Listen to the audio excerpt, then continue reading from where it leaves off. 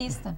Por exemplo, essa semana, esse mês, apareceu em tudo que foi jornal aqui do Rio Grande do Sul, problemas com dentista, né? Teve um dentista que foi caçado e um outro lá de Capão que está fugido, né? Que arrancava os dentes, desgastava os dentes e tal. Na verdade, essas coisas acontecem muitas vezes porque as pessoas não buscam o especialista. Isso é culpa do paciente, Ana. Eu sei que o senhor e a senhora não gostam de escutar isso, mas isso é culpa do paciente. É a tentativa de fazer leilão com o corpo. Não, e a gente cansa... Não, muitas vezes até pagam caro, viu? Eu tenho um paciente que foi vítima, mas ele pagou super caro. Mas às vezes a pessoa não está avisada que pode entrar no site do CRO, entra lá, CRORS, e clique o nome do seu dentista. E ele vai dar a especialidade dele. Então, se vai fazer um implante, procure um implantodontista. Se vai tratar o canal, tem que ser um endodontista.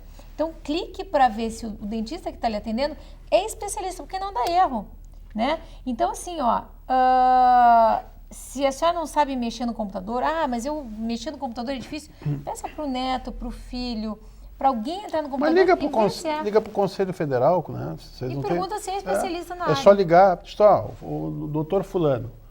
O doutor fulano, ele é dentista? É. Daí ele diz que tem tal especialidade. Ele tem? Tem. Me ofereceu fazer tal procedimento. Existe? Existe. Porque assim, aparece cada coisa, né? Tem gente que acredita que pode fazer uma terapia lunar, que pode fazer uma terapia submarina, sei lá. Olha, hoje uma menina me perguntou Acredita uma coisa... em tudo, não é possível. Tão absurda que uma dentista no interior de São Paulo tinha oferecido que eu jamais ouvi falar. E olha que a gente vive em congresso e tal. Então, essas coisas realmente, ligue para o conselho e pergunta se existe e se a pessoa é especialista naquilo que está... Que eu acho que os pacientes têm que... Porque eles absorveram isso bem na medicina. Na medicina, normalmente, se eu quero fazer uma cirurgia plástica, eu procuro um cirurgião plástico. Não, infelizmente não. Nem na medicina, que era a minha esperança. Olha, que eu ia dizer que na odontologia o pessoal ainda acha que o dentista tem que fazer tudo. Na cirurgia plástica é pior ainda. Eu acho que na medicina eles respeitam cardiologista e oftalmo. Porque eles têm medo de ficar cego e de morrer. Então, eles procuram o cardiologista e o oftalmologista, mas o resto também é meia boca. Na cirurgia plástica, tu não faz ideia, Karine, assim, o que aparece, entendeu? São umas ofertas de coisa louca, pior, por gente que não tem, não é que não é cirurgião plástico, não é nem cirurgião geral. Quer dizer, o cara não é nem cirurgião, ele fez. E é a oferta, por isso que eu digo que a culpa é do paciente. Por quê? Porque, primeiro, se informa. Né? Tem indicação de alguém que já foi tratado pelo profissional, né? Pelo dentista, pelo médico. Segundo, liga para o Conselho Federal. O que custa? Pega o telefone e liga.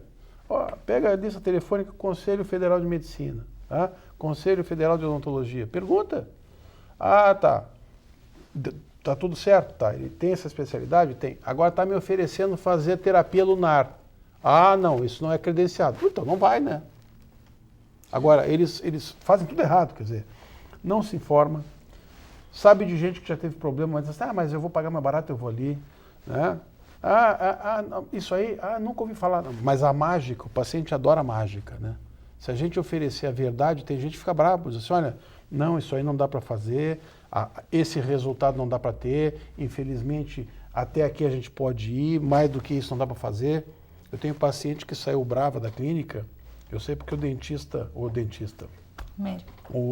taxista, né, chegou e disse assim, doutor, eu acabei de pegar uma moça aí que saiu brava com o senhor. Eu falei, mas o que houve? Atendi mal? Não, o senhor não quis operar. Eu digo, saiu brava. Uma paciente minha saiu brava, disse que foi em outro, mas ela ficou extremamente arrependida. Daí perguntou, olha a coisa, perguntou para o taxista se ele conhecia um outro, que ela tinha vindo do interior para operar. Quer dizer, ela foi perguntar para o taxista se conhecia um outro cirurgião plástico, que é onde ela tinha ido, tinha dito para ela que não valia a pena fazer, que não precisava. Bom, nós já voltamos, tá? Vamos fazer mais um intervalo, voltamos para o próximo bloco.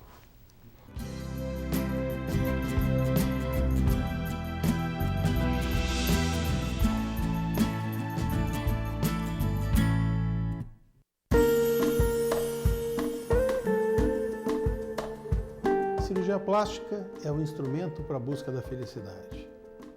Toda vez que nós temos uma maior harmonia entre corpo e mente, nós temos uma pessoa feliz. Pequenos defeitos que nós herdamos quando nascemos, como uma orelha de abano, um nariz adunco, uma mama que não tenha se desenvolvido de forma apropriada, assim como outros pequenos defeitos que vamos ganhando com o envelhecimento. Rugas, sobras de pele, gorduras mal localizadas, são todos possíveis de serem melhorados pela cirurgia plástica. Importante lembrar, quando você quiser fazer uma cirurgia plástica, procure um médico que tenha 6 anos de medicina, 3 anos de cirurgia geral, mais 3 anos de cirurgia plástica, que seja reconhecido pela Sociedade Brasileira de Cirurgia Plástica e que seja reconhecido pelo Conselho Federal de Medicina.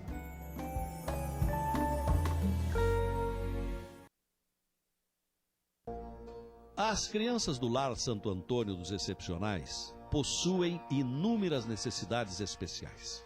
Medicamentos, fisioterapia, aparelhos, exames. Mas, sem dúvida, a maior necessidade destas crianças é a solidariedade. Estenda sua mão. A esperança de dezenas de crianças está no seu gesto. Em momentos especiais de nossas vidas, nos emocionamos, sorrimos, choramos, temos alegria e estamos sempre perto das pessoas que amamos. E essas emoções merecem ser guardadas para sempre. A Foto Delvaux faz isso desde 1950, oferecendo serviços fotográficos completos e aliando tecnologia, tradição e qualidade, transformamos suas emoções em momentos inesquecíveis. Foto Delvaux, fone 3224-4206. Papai, você pode ler uma historinha pra mim? Ah, filhinha, o papai tá muito cansado. Pede pra mamãe. Mãe, pede pro papai ler uma historinha pra mim. Nunca é tarde para você pensar na família. Da Igreja de Jesus Cristo, dos Santos dos Últimos Dias.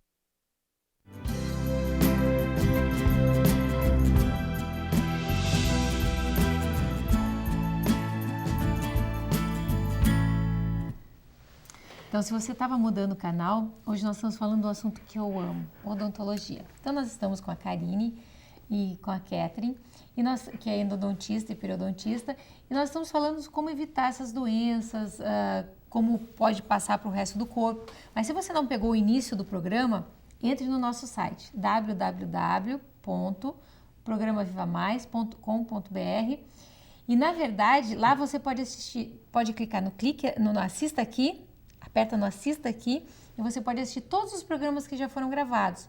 Claro que o programa de hoje vai entrar daqui uma semana, né? Porque ele entra e aí até que a gente consiga colocar no ar. Então, em mais ou menos uma semana ele está no ar. A gente recebe muitos e-mails assim, não peguei o início do programa, como é que eu faço para assistir?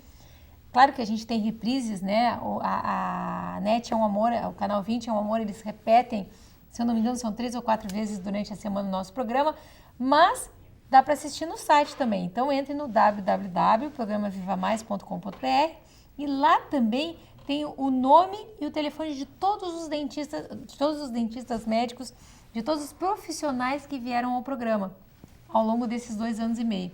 Então, é muito comum também as pessoas mandarem e-mail perguntando, tu tem o telefone, a gente queria o telefone do médico tal, o endereço do médico tal, ou o sobrenome do médico. Então, a gente tem uma lista lá de todos os profissionais que já vieram para você entrar em contato ou para você saber nome e sobrenome se assim o desejar.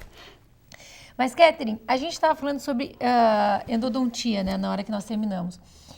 Pode um tratamento de canal, depois que limpou, vedou, dar errado? Pode. E aí a culpa é do dentista, porque às vezes as pessoas costumam dizer, não, o dentista fez mal feito no meu canal.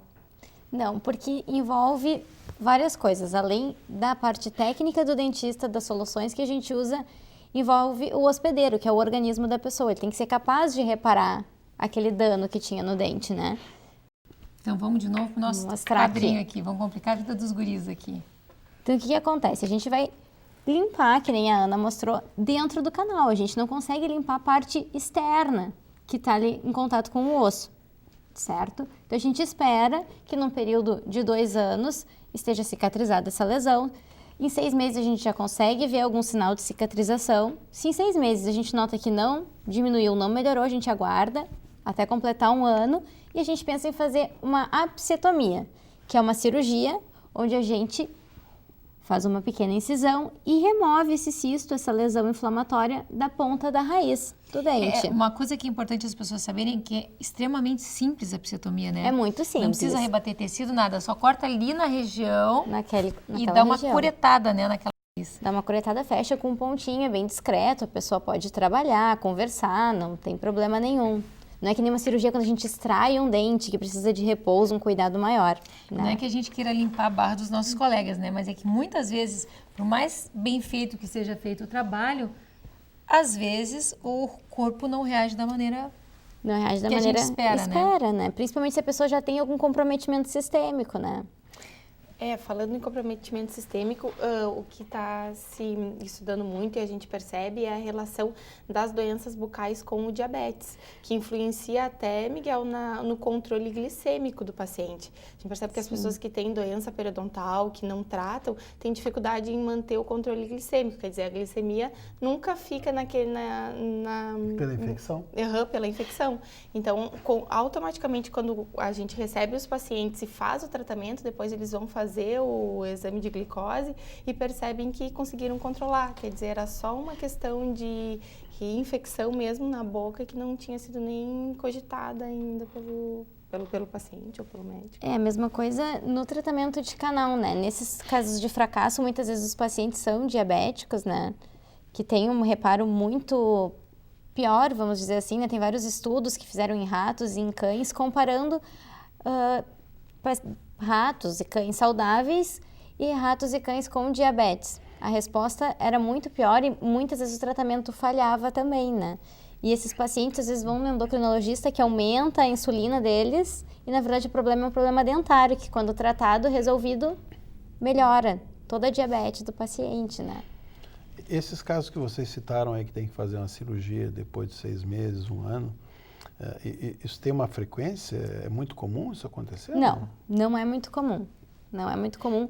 E normalmente quando eu trato um dente que tem uma lesão, alguma coisa, eu explico isso para o paciente.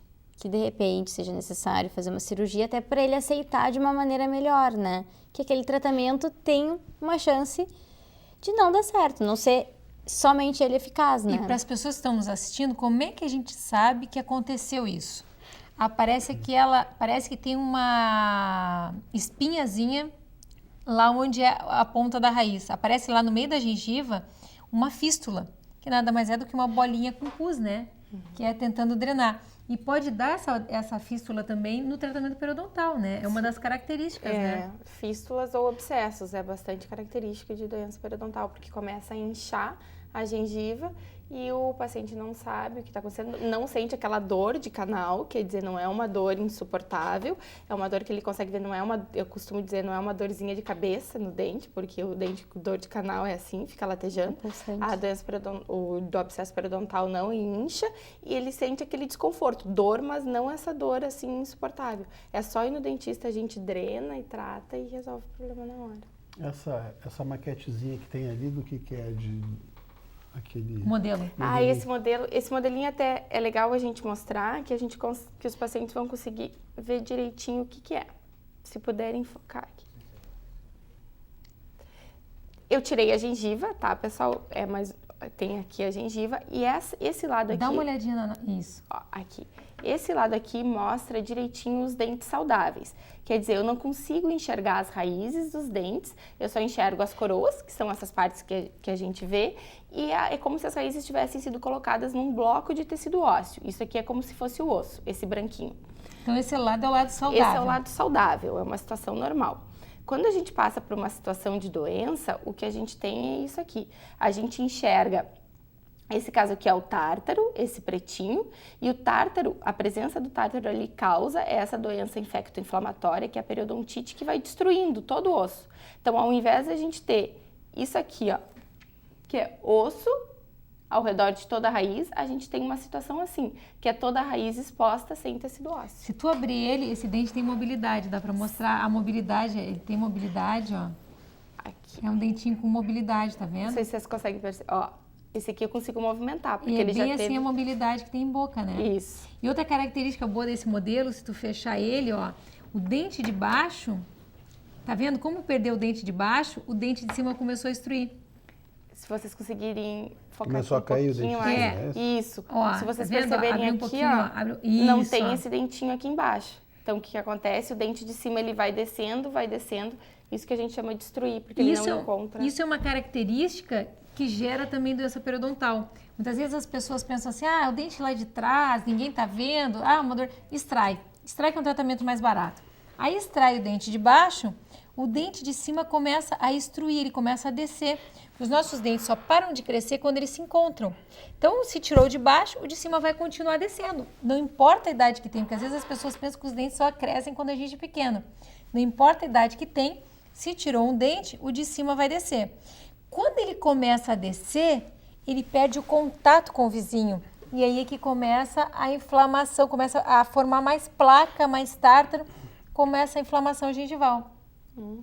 E aí é uma sequência de perdas, né? Perde o de baixo, depois perde o de cima, aí o do lado, como perdeu o do lado entorta, aí vai perder o do lado também. Então é assim que a gente começa a perder os dentes. Claro que se já perdeu os dentes, como é que a gente resolve isso? Corre lá para colocar, né? Então dá para colocar implante, dá para botar fixa, dá para botar removível. Muitas vezes não dá para botar implante porque a pessoa está em tratamento de câncer, está fazendo tratamento de osteoporose, tem medicações que não dá para colocar implante. Dá para botar uma fixa, né? Dá para botar uma removível. O importante é não deixar esses espaços desdentados. Porque esses espaços desdentados é que geram mais problema e a perda sequencial dos dentes, né? Além do que, para a própria função, né, da digestão, é extremamente importante. Né? Vai começar a mandar, vai começar a descer comida para o estômago sem estar mastigado. Sem estar mastigado. Tu sabe, Miguel, que não é só na mastigação, né? Sabe que tem trabalhos feitos aqui no Rio Grande do Sul que sem os dentes posteriores as pessoas engasgam. Porque o que a língua faz? A língua apoia nos dentes posteriores para empurrar o bolo alimentar. A língua faz assim, né? Joga. Quando não tem os dentes posteriores, ela não tem a mesma força para empurrar a comida. Então as pessoas começam a se engasgar. Então as pessoas perdem os dentes posteriores e começam a se engasgar e não sabem por que estão se engasgando. Aí vão procurar gastro, vão procurar otorrino e na verdade está faltando são os dentes. Bom, outra coisa que deve ser muito comum, né, e eu acho que quem convive com o paciente deve ser um mau hálito cruel, né? Sim. Tanto numa situação quanto na outra. É, né? isso é uma das reclamações que os pacientes têm. Às vezes eles chegam, a minha esposa está reclamando do mau hálito, ou o meu marido